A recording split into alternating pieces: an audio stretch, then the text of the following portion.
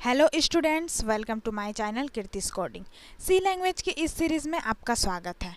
Function वाले इस series में हम आपको एक बेस्ट एग्जांपल देके बताने वाले हैं जिसमें फंक्शन को किस प्रकार से कॉल किया जाता है और फंक्शन में लाइन बाय लाइन कोई भी स्टेप बाय स्टेप किस प्रकार से कंपाइल और रन होता है।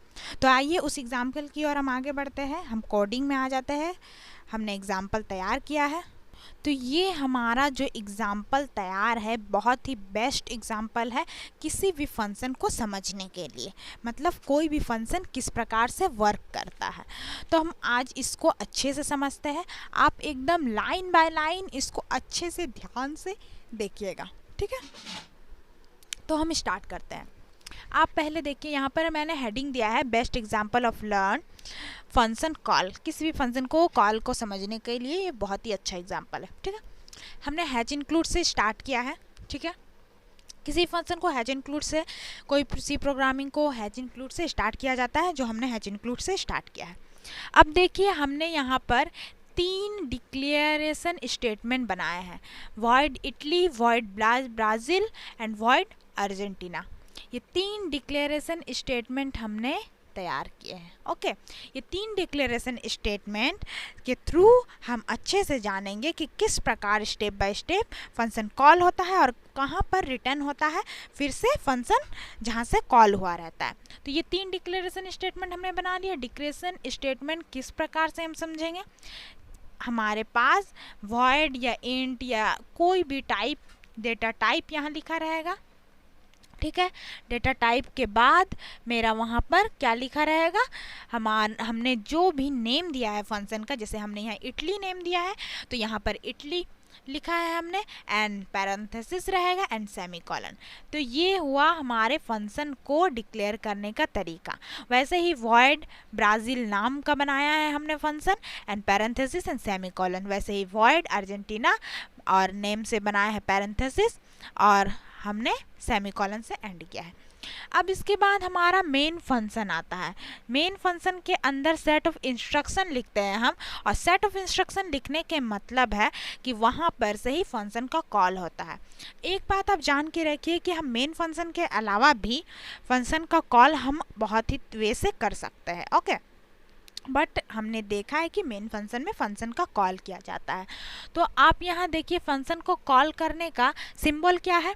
फंक्शन को कॉल करने का सिंबल है कि हमें फंक्शन का नेम लिखना है, पैरेंथेसिस और सेमीकोलन। ये हुआ फंक्शन को कॉल करने का वे, ठीक है। और फंक्शन को डिफाइन करने का वे क्या हुआ, फंक्शन को डिफाइन करने का वे है कि जो डेटा टाइप है वो वाला जो डिक्लेरेशन किया गया है, जो डेटा टाइप का है, वॉइड, इंट, मेन, वॉइड है, इंट है, मैन है, केयर है, फ्लोट है, कौन से टाइप है वो टाइप लिखना है, फंक्शन का नेम लिखना है और पैरेंथेसिस। इसमें डेफिनेशन में हम सेमीकोलन नहीं लगाते हैं, ओके।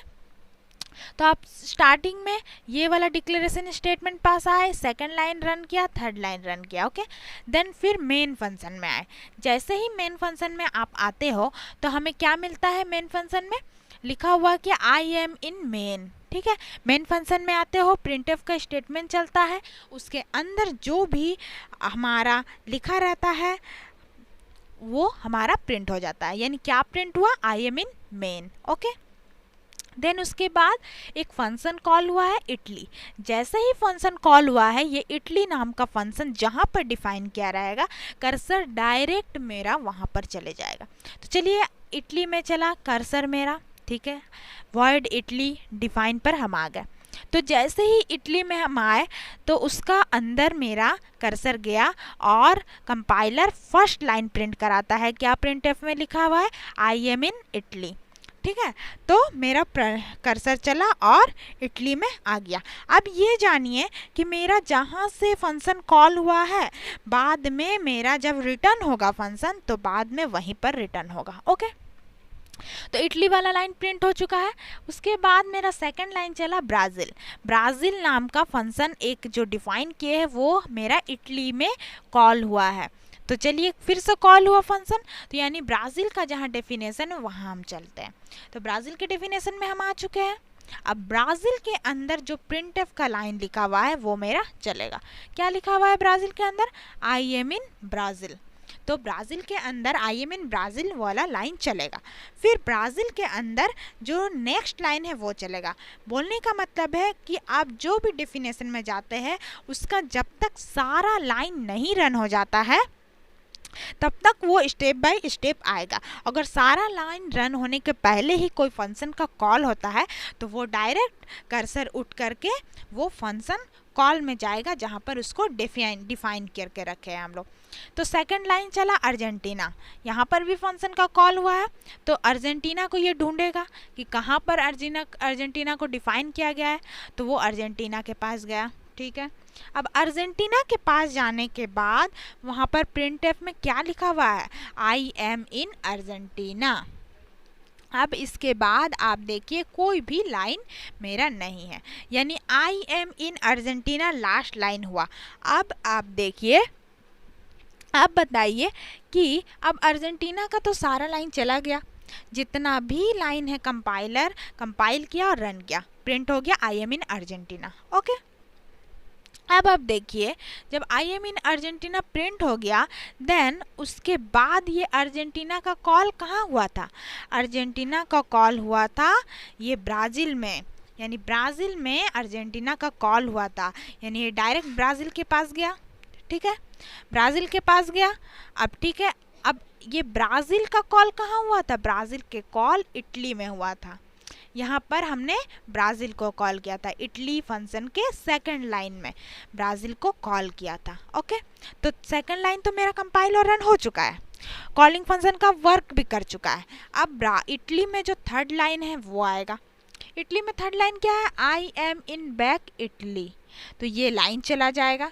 अब ये इटली का सारा लाइन यानी तीनों लाइन कंपाइल और रन कर चुका है। जब ये तीनों लाइन कंपाइल और रन कर चुका है तो इटली फंक्शन का कॉल कहाँ पर हुआ था, इटली फंक्शन का कॉल हुआ था मेन फंक्शन ने किया था, इटली फंक्शन को मेन फंक्शन ने कॉल किया था। तो इटली फंक्शन को मेन फंक्शन ने कॉल किया तो डायरेक्ट वो यहाँ पर गया जहाँ पर इटली फंक्शन का कॉल हुआ है, यानी मेन फंक्शन का सेकंड लाइन में आया। सेकंड लाइन का तो वर्क हो चुका है, तो चलिए मेन फंक्शन का अब थर्ड लाइन में जाता है।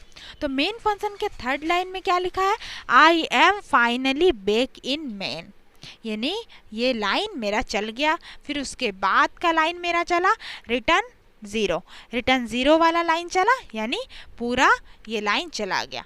अब मेन फंक्शन से वो निकल आया डायरेक्ट कंपाइलर, और जितने स्टेप बाय स्टेप हमने किए हैं वैसे ही वो प्रिंट हो गया। तो क्या स्टेप बाय स्टेप किया है, पहले क्या प्रिंट हुआ, आई एम इन मेन के बाद वो इटली में गया यानी आई एम इन इटली के बाद वो ब्राज़ील में गया यानी आई एम इन ब्राज़ील। ठीक है, फिर ब्राज़ील के बाद वो डायरेक्ट अर्जेंटीना में गया, आई एम इन अर्जेंटीना। जब I am in main, I am in Italy, I am in Brazil, I am in Argentina print हो चुका है। फिर उसके बाद जब रिटर्न होगा तो वो कहाँ आएगा, जहाँ से अर्जेंटीना कॉल हुआ था, यहाँ ब्राज़ील में आया। फिर ब्राज़ील में देखे अर्जेंटीना के बाद कोई लाइन नहीं है, यानी जहाँ से कॉल हुआ था ब्राज़ील वहाँ चला गया। ब्राज़ील के बाद सेकेंड लाइन के बाद और एक लाइन है, यानी कि आई am in back Italy line चलेगा। फिर उसके बाद फिर से इटली जहाँ कॉल हुआ था वहाँ गया, इटली के बाद और एक लाइन है, I am in finally back in main, तो लास्ट में ये लाइन चल जाएगा। यानी टोटल हमारे पास 6 लाइन प्रिंट हो गए। लाइन का सीरीज क्या होगा, आई am in main, I am in Italy, I am in Brazil, I am in Argentina, I am in back in Italy, I M finally back in main. ये हमारा print का वे होगा। तो इस एग्जाम्पल की मदद से हम अच्छे से समझ चुके हैं कि कॉल किस प्रकार होता है, और कॉल जहाँ पर फंक्शन का होता है बाद में कर्सर वहीं पर रिटर्न होता है। तो चलिए इस प्रोग्राम को कंपाइल और रन करा के देखते हैं कि इस मेरा जिस प्रकार हमसे बोले है उसी प्रकार प्रिंट हुआ है कि नहीं। कंपाइल किया एंड रन, तो मेरा प्रोग्राम कंपाइल भी कर चुका है एंड रन भी कर चुका है। आप देखिए आई एम इन मेन फर्स्ट में, तो आई एम इन मेन प्रिंट हो चुका है। देन जहाँ पर इटली कॉल हुआ है I am in Italy print हो चुका है। देन उसके बाद सेकंड लाइन चला I am in Brazil call हुआ, I am in Brazil print हो चुका है।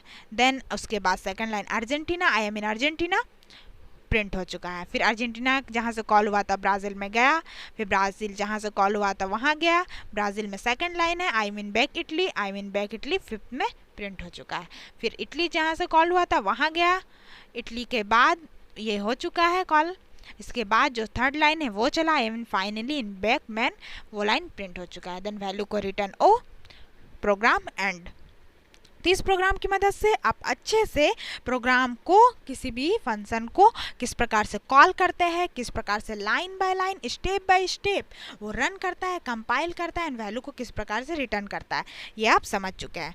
तो आज का वीडियो लेक्चर मेरा यहीं पर समाप्त होता है। नेक्स्ट वीडियो लेक्चर में हम लाइब्रेरी फंक्शन के बारे में बताएंगे, कुछ library function. Thank you students. आप हमारे चैनल को सब्सक्राइब कीजिए, लाइक कीजिए एंड कमेंट कीजिए, बेल आइकन को जरूर क्लिक कीजिए और आपको हर वीडियो का नोटिफिकेशन मिलता रहेगा। आप हमारे चैनल को कमेंट जरूर कीजिए। Thank you students.